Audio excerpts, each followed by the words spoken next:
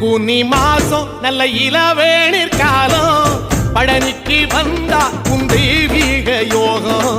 பழனிக்கு வந்தா உன் தெய்வீக யோகம்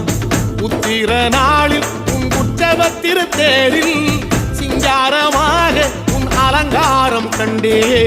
அலங்காரம் காண நான் ஆனந்தமானே கைலாசன் மகராசா உன் வாசல் வந்தேனே குளிரான பன்னீரால் அபிஷேகம் கண்டேனே